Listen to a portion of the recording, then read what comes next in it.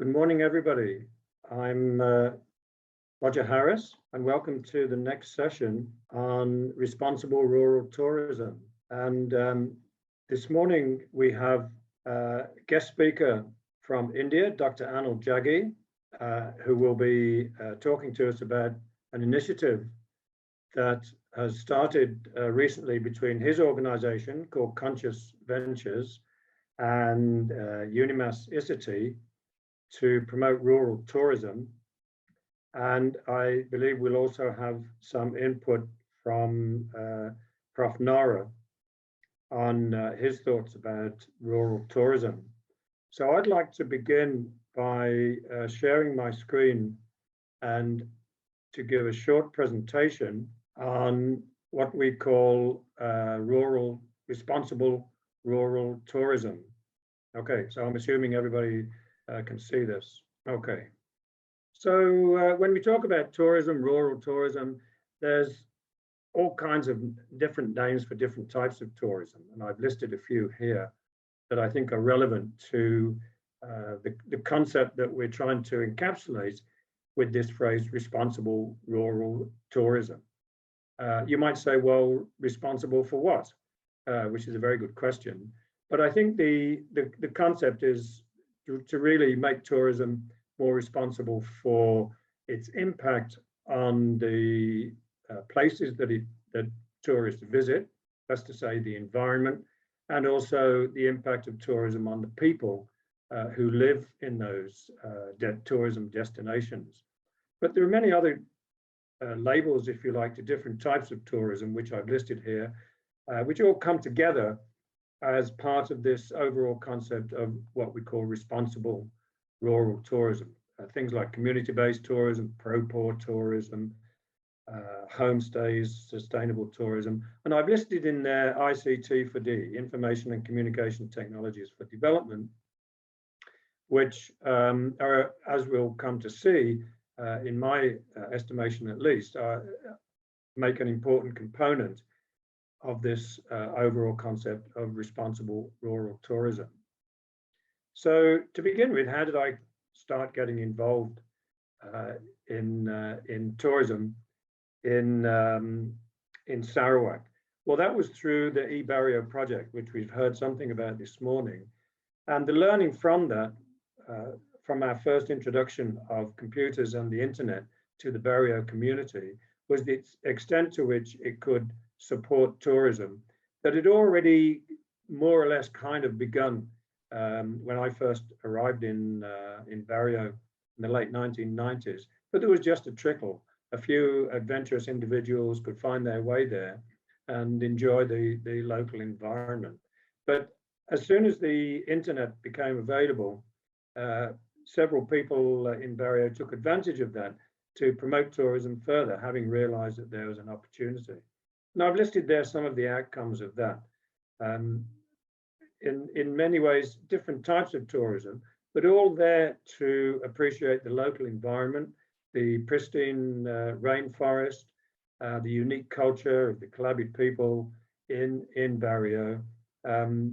You can see some indications of the hardships and difficulties of getting there and moving around because of the underdeveloped nature of the infrastructure.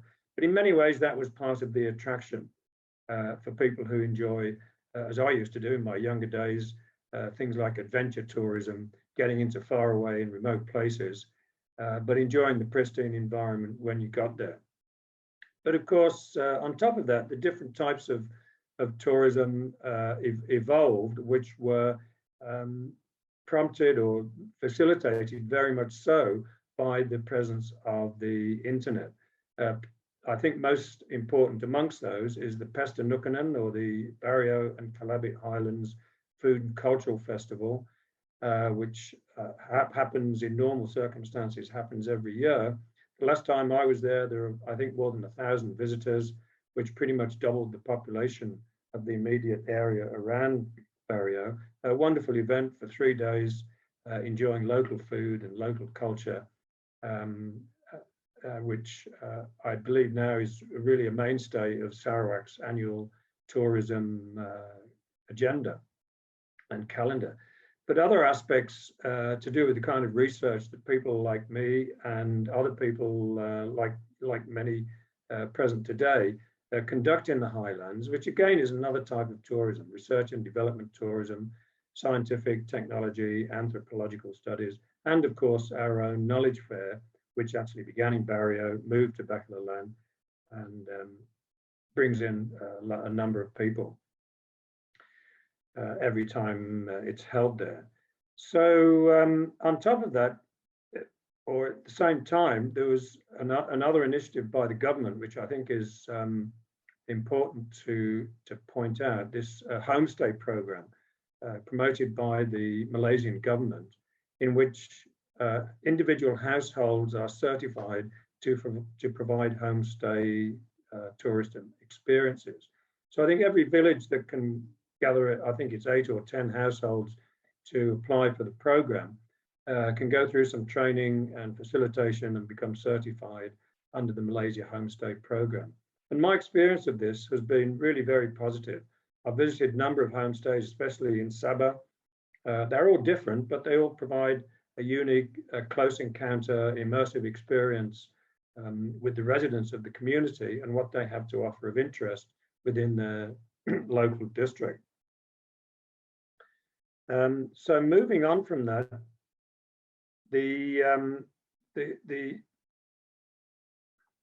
moving on from that, try and get the next slide. I want to mention, going a bit further afield, an event we had a couple of weeks ago with our colleague, Dr. Anuljani Jagal in India, which included a lady by the name of Vinita Dixit, who's head of public policy and government relations for Airbnb in India and South Asia. And Airbnb are promoting homestay experiences across India. And Vinita made some really very important points to do with that program and the extent that it's operating across India. And I think that's it very much harmonizes with our ideas of responsible tourism, pro-poor and community-based tourism. And it'd be wonderful to see if her initiatives could be extended further certainly within Malaysia and other countries. They're interested in doing the same.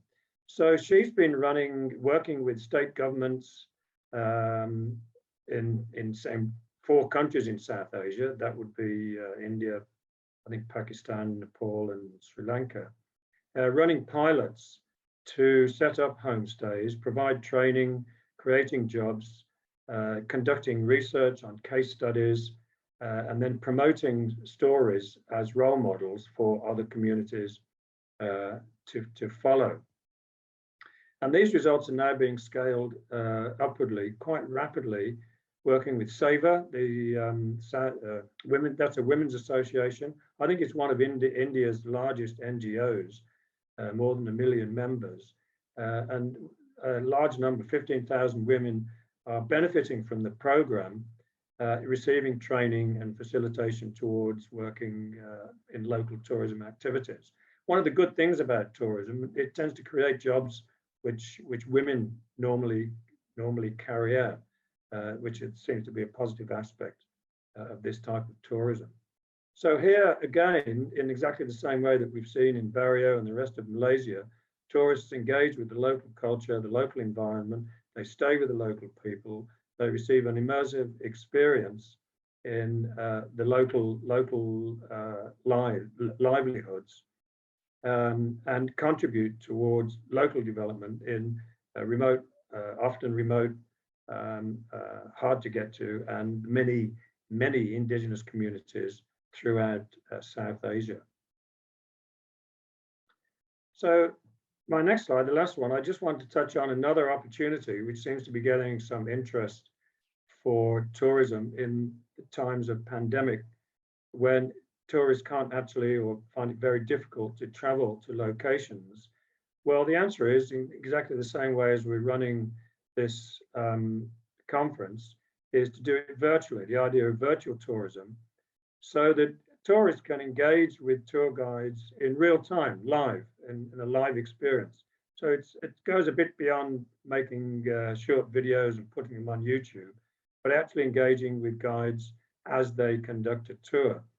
And it's worth mentioning, there's this website called hago.com, which is an organization that curates these kind of experiences from all around the world. So tour guides can engage with the website and then offer live tourism experiences, provided they have a reasonable connection, which anybody can join. So I recently joined a walking tour around the streets of Malacca, and I'm booked up to enjoy a sunrise tour in Siem Reap to enjoy the sun coming up over the Angkor Wat temples, which I'm looking forward to. So these are the sort of examples that are possible for virtual tourism, where tourists can't actually visit the places. They can only do so virtually. And the two pictures I've shown there, on the top one is a guy who is climbing Manaslu, one of the 8,000-meter peaks in the Himalayas, and he was broadcasting updates on a live basis to anybody who wanted to join him. And the other gentleman is from Long Pasir, Mataga Light, I think you'd pronounce it. He's a remarkable fellow, tour guide, as well as being a musician and an artist. And he's posting videos all the time. So suggesting it for him to set himself up on hago.com to provide these kind of virtual tourism experiences for him to take people trekking in the jungle and various other activities. So I just mentioned that because I think it's a good potential way of keeping tourism alive at a time when visitors can't actually visit. So that's my short presentation. Thank you for your thank you for listening, and I'm ready to answer any questions. But I think next we can move on to Dr. Anil Jaggi, who I believe is with us, for him to give a talk about the initiative that we're generating together to promote this type of responsible rural tourism, certainly throughout Southeast Asia and South Asia as we go forward. Thank you. Thank you, Dr. Roser. Thanks for a nice presentation. Good morning to all of you. Namaste and good morning. Can I share my screen? Yeah.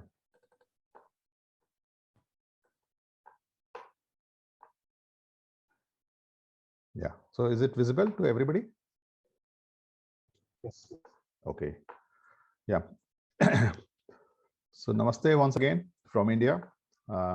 It's early morning here, 8:30, and I'm so happy to see wonderful participants here. And thanks, Roser, and thanks, Dr. Nara, for giving me this opportunity to speak on responsible rural tourism. Rural is always very close to me, but as I grow and I saw that, the difference between the responsible and irresponsible kind of behavior. So it's nothing to do with that only tourism. It's basically a behavior for the good and for the bad, right? For the sustainability and unsustainability. We have been working with a growing materialistic world. We have been growing and we are becoming rich, wealthy people, but at the same time, we are becoming irresponsible. I'm coming from a city called Dehradun, which is northern part of India. It's a foothills of Himalayas. And surrounding my city within 30-40 kilometers, there are very good hill station called Mussoorie, Haridwar, Rishikesh. These are within 30-40 kilometers. And the city and the place where I am living, within 3 to 5 kilometers from my house, we have dense forest, wildlife. So I am passionate. I left my corporate job in Delhi. I left my career in Bangalore and I came back to my city because I feel that I'm very close to nature. Every Sunday I go for a cycling to these cities in the forest, and I feel that I'm recharged. My energy is rebooted. So I'm not expert. Let me give you my background. I'm originally from the IT industry. I'm not a expert in the tourism sector, but for the last 30 plus years, I'm acting or I'm working as a tourist. So a lot of learning as a tourist has given me a different landscaping of life. So it has changed my life. I met number of indigenous people, indigenous community across the world. I was fortunate to visit more than 25 countries and met indigenous people right from Europe to Australia. So I'm just trying to figure out, and I know that all of you are expert. We have champion of experts are sitting here. But what is a rural tourism? What is a responsible rural tourism? So okay, so I am visible. Okay, well, just look like Dr. Anil's site might have some technical problems. So what would you like to do, Raja? I mean, well, I will message him now. Check books. Yeah. Okay. So he's saying that internet is out on his side. So so can we? What do you suggest, moderator? Do you have something to add, Nora, to what we've said? Well, I think the partnership between UNIMAS and APPRT, right? I think it's something that we have a common goal, right? So in a way, what happened was when we started, well, thanks to Dr. Roger for connecting me to Dr. Anil and his company. Well, he has this company called Conscious Ventures. I mean, they are actually pushing tourism to another level. I mean, they are able to understand the people's sentiments, and also they have actually done quite an extensive interaction with tourists from various places, right? So they are a very responsive company. So when Dr. Roger introduced ECT to Conscious Ventures, it was like a match made in heaven. I mean, because both the industry partner and also the university partner both had a common goal. We wanted to make life better for the community. Is Anil back? Okay, Anil, please go on. I'm so sorry. This is always a part of technological life, you know, that you never know. It's so unpredictable. Despite of all the backup support, I was out. Anyway, so I will share my screen once again. So I was talking about the rural tourism. I'm so sorry for this interruption, unexpected or uncontrollable. Technology, though we have been working in technology, but technology is highly unpredictable sometimes. So I was talking about the rural tourism. It has a potential to do a lot of economic activity at the same time that social change is also needed.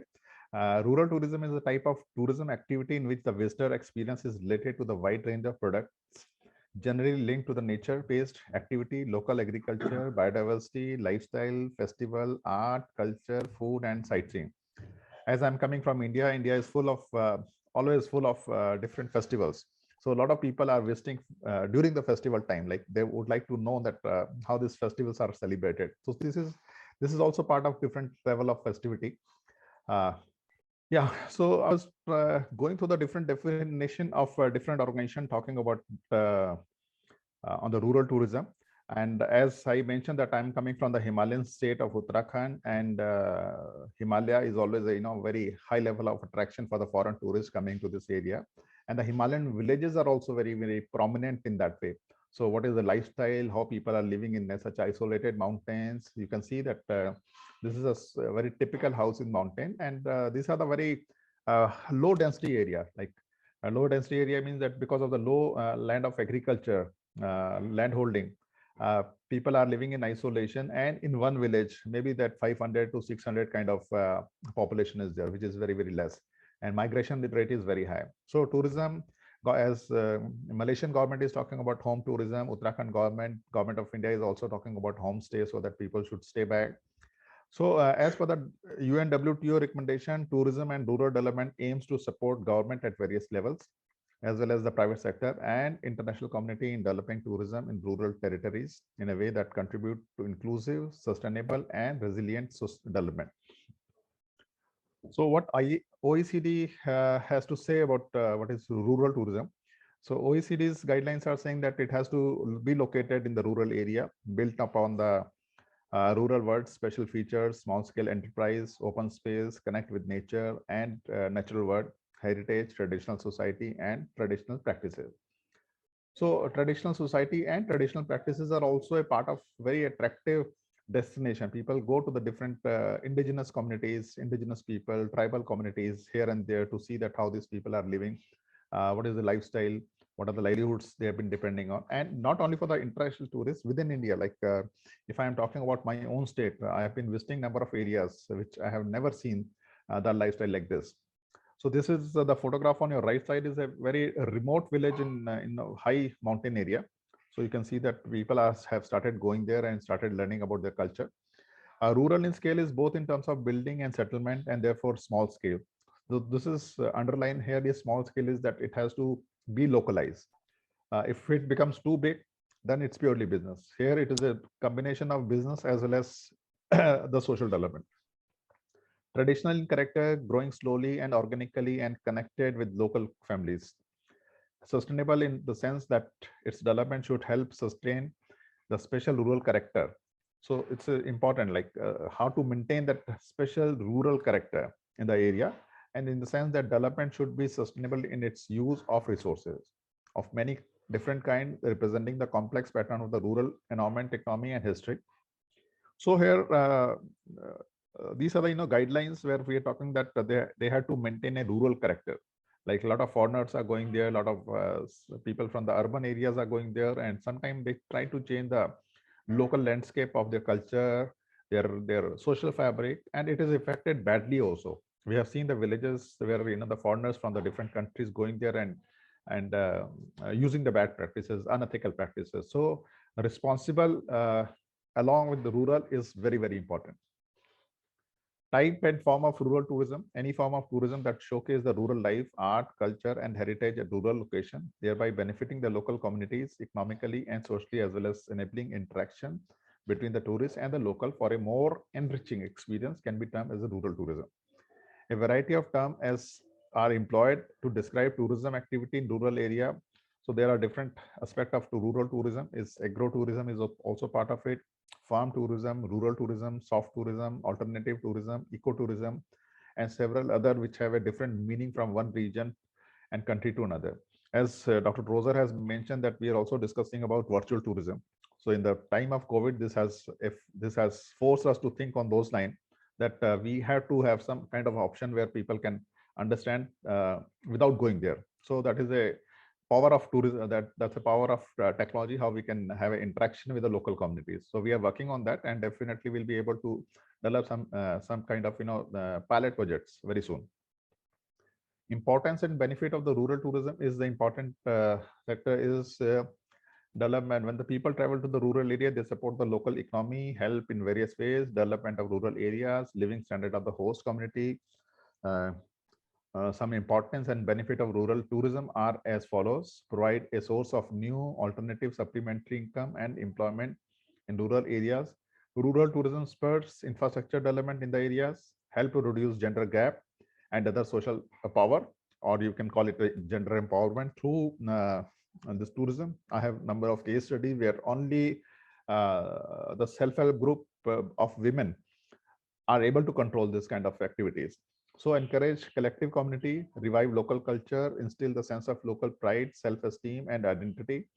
Contribution of conservation and protection, increase the living standard of local communities, assist refurbishment of the reuse of abundant properties, provide opportunities for retaining population in the area that might otherwise experience a depopulation. Here, I would like to share my experience. As I mentioned, that I'm coming from Uttarakhand, and migration rate is very, very high. I visited some of the rural area in Europe also. The population density is low there as compared to Indian population density. And more than 2,000 villages has been declared despite of their beautiful location, amazing location in the foothills of Himalayas or snow-clad Himalayas. More than 2,000 villages has been declared as a ghost villages. People have left their villages, living in the lowland area just in search of job. So I'm sure that this kind of initiative, rural tourism kind of activity, homestay kind of activity will stop or check the migration rate. So this is a huge problem in my state, and not only my state, other states also, which are the Himalayan state, because the living is very, very, very difficult. It's not easy if they don't have right kind of economical activity. So these are the challenges when tourists is going in that area. Economic leakages are there, local price inflation will go, distortion of the local employment structure, seasonal pattern demand, manufacturing of distort local culture, and commodification and stage authenticity, destroy indigenous culture, natural habitat, destruction of the rural wildlife, littering, emission, and other form of pollution. So these are the different areas where I think that we have to see that challenge, not only opportunity. If it is not handled properly, it is not handled in a responsible manner. So these issues are already visible in some areas in Uttarakhand and in Himalayan region. The cooperative system, the rural tourism can be effective approach in bringing positive impact in the rural area. Local people can monitor and control negative impact of rural tourism in their own society if they have an equal stake and authority in management and development. So I call it a participatory approach. If the local community is not involved in any kind of this activity, outsider will go there, make money and go back. And by the end of this whole process, they will spoil the local culture, they will spoil the local this thing, the problem which we have mentioned here. So a participatory approach of the local community is very important because they have a sense of belongingness. These are the characteristics of the rural tourism.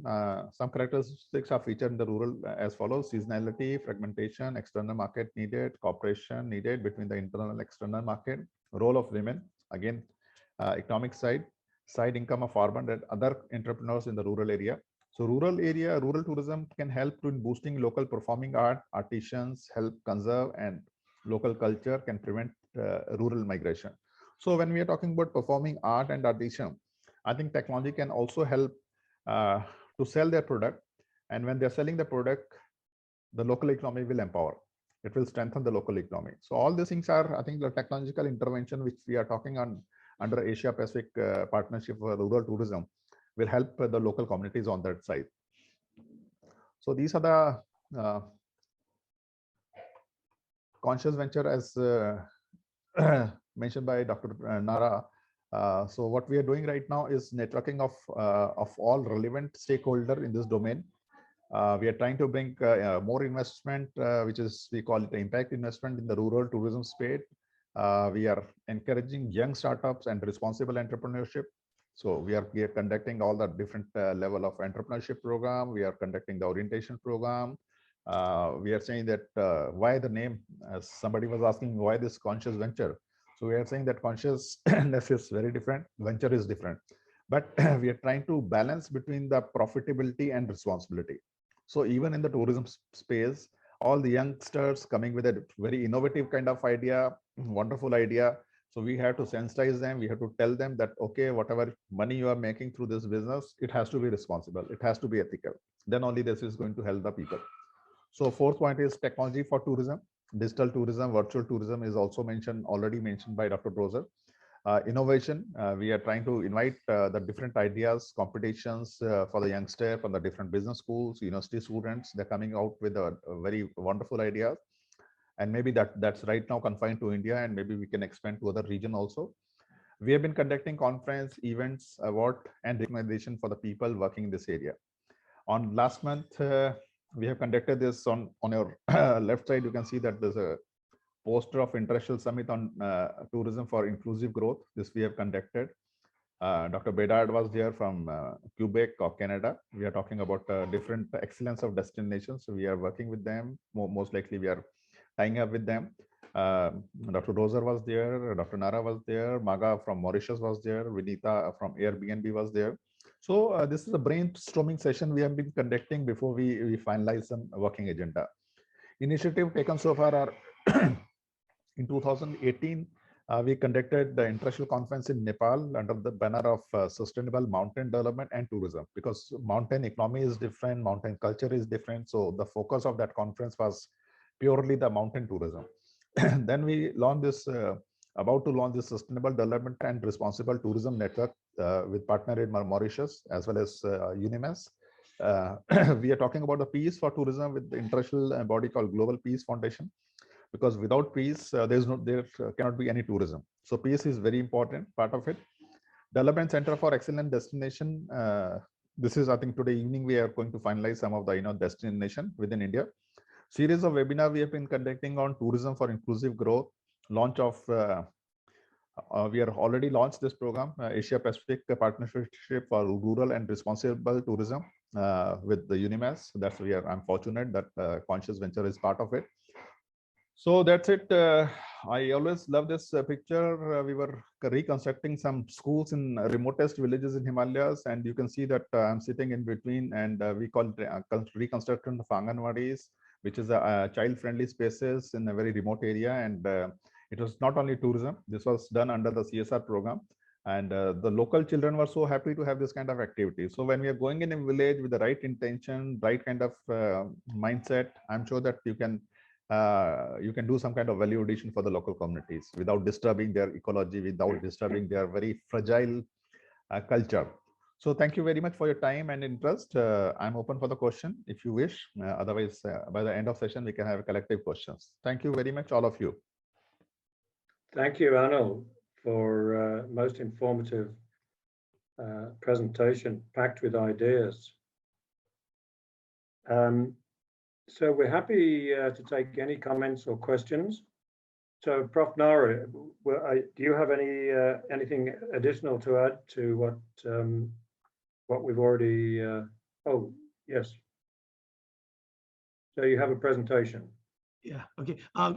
Good afternoon, everybody. We are in the session on responsible rural tourism. Thank you for being with us. And I think both Dr. Roger and Dr. Anil have already clearly pointed out directions that we can take. And you have seen both from a university project viewpoint or also an industry viewpoint. I mean, there's really a lot of things in common. And tourism is one area, one industry sector that can actually change lifestyles, that can actually bring well-being to as many people as, I mean, compared to many other industries. So in a way, we want to focus on responsible rural tourism. And well, when we jointly set up this idea of, a network for responsible rural tourism, I think responsible is very important. A lot of tourism that happens today is overlooking ecology, overlooking society, actual benefits, right? So this is something that we can do something if we all put our minds together. So it's a very humble thought that we are looking at to see how something meaningful can come out of a group that is going for a common interest, right? So that's really what I want to share. And I think the previous workshop also built around it. But I just want to highlight that in UNIMAS, I mean, we work with communities like Barrio, we talked about it. And in Barrio, we've got a number of projects. But if we cannot integrate all this into making an improvement to the lifestyle of the people, then you'll find that it becomes not as sustainable as possible. So when we look at indigenous communities, we look at responsible rural tourism, looking at sustainable development goals, we see that we need to have some sort of a framework where we connect the culture, innovation, and knowledge economy together to try and move communities forward. And tourism is definitely a way. And this slide comes from our past projects where we have worked with really rural communities. We have come up with pipelines for engineering their artwork from these communities, turning it into products that tourism or tourists will easily want to buy and purchase and also share with their friends, be happy to share their journey and their artifact from the journey. So we are looking at ways of connecting the holistic nature of tourism, which connects with various aspects of life. So this is really our thought, and we hope that the Asia Pacific Responsible Rural Tourism Network that we are looking at will address this, and we welcome all of you to join us together to see how, I mean, your background or your approach, or some expertise that you have can come in to make things more meaningful for all of us. So with that, I conclude my slide and hand over to Dr. Roger. Thank you, Prof. Nara. So I'm looking for any incoming questions or comments, but whilst that can happen, I just want to underscore a few points that were previously made to, how can we say, differentiate the type of tourism that we're trying to promote from other types of tourism. In the first place, for most people in rural areas, where it's most successful, it's not their main business. They run tourism as a sideline in conjunction with usually agricultural-based activities. So there may be different times of the year when they're not harvesting or when they're planting, when tourism is more or less important to them. So I think that's one aspect to mention.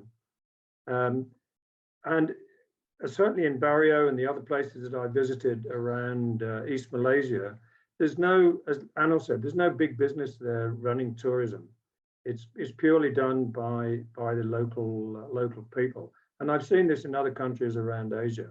So where it works best, it's not dominated by outside influences. It's run by the people who actually provide the experience. And the third point, although there are some important exceptions, in many countries, the tourism authorities under the government are not interested. They don't see it their job to do rural development. It's their job to make as much money for the industry as they can, and they do that by developing resorts and high-class hotels, and then filling them with foreign high-paying tourists. That's their main impact. In most cases, that they see to do with their role within their national economy. So if they're not going to do it, somebody else does. I did say that there are exceptions, Malaysia being one of them, and some other countries as well. But in general, it means other people, other actors, players have to come into the scene to help promote that type of tourism. And I think that's the kind of gap that we're identifying with this current initiative. But each of these dimensions, each of these characteristics underscores back to where I started talking about community-based tourism, and that's the role of information and communication technologies to allow communities to promote their local tourism so that in a way that they can do that directly with the people who are going to visit them. So they shortcut the industry, if you like, by connecting travelers around the world with people who actually provide the experience in the sort of locations that we're working with. So there are no agents sitting in between pulling out commissions, and it means, in theory, a much larger proportion of the revenue is actually directed towards the people who are providing the experience. So having said that comment, I'm still looking to see if we've got any incoming comments or questions. I'm not sure that we do. In which case, I will have to, I'll draw this session to a close and pass back to the organizers for the next session.